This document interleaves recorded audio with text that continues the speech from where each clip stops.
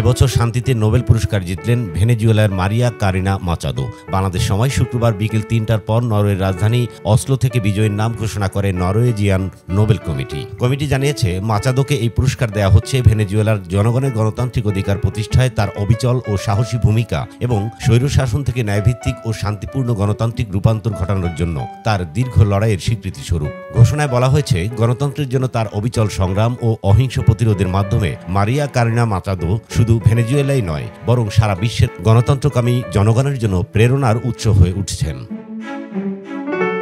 গত বছর নোবেল শান্তি পুরস্কার পেয়েছিল জাপানের অ্যান্টি নিউক্লিয়ার সংগঠন নিহন হিদান কিও, যা হিরোশিমা ও নাগাসাকির পরমাণু বোমা হামলার বেঁচে থাকা ব্যক্তিদের এক তৃণমূল আন্দোলন। এর আগে ২০২৩ সালে শান্তিতে নোবেল পেয়েছিলেন ইরানের নার্গিস মোহাম্মদী। ইরানি নারীদের নিপীড়নের বিরুদ্ধে লড়াই ও সবার জন্য মানবাধিকার ও স্বাধীনতা প্রচারের জন্য তাকে এই পুরস্কার দেওয়া হয়। ২০২২ সালে শান্তিতে নোবেল পুরস্কার পেয়েছেন বেলারুশের মানবাধিকার বিষয়ক আইনজীবী অ্যালেস বিলিয়াৎস্কি, রুশ মানবাধিকার সংস্থা মেমোরিয়াল ও ইউক্রেনীয় মানবাধিকার সংস্থা সেন্টার ফর সিভিল লিবার্টিস।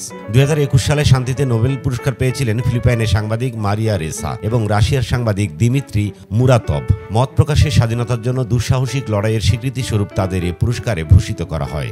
এবছর সবচেয়ে বেশি ৩বার শান্তিতে নোবেল পেয়েছে রেড ক্রস, ১৯১৭, ১৯৪৪ এবং ১৯৬৩ সালে। এছাড়া জাতিসংঘের শরণার্থী বিষয়ক সংস্থা ইউএনএইচসিআর পেয়েছে দুবার, ১৯৫৪ এবং ১৯৮১ সালে।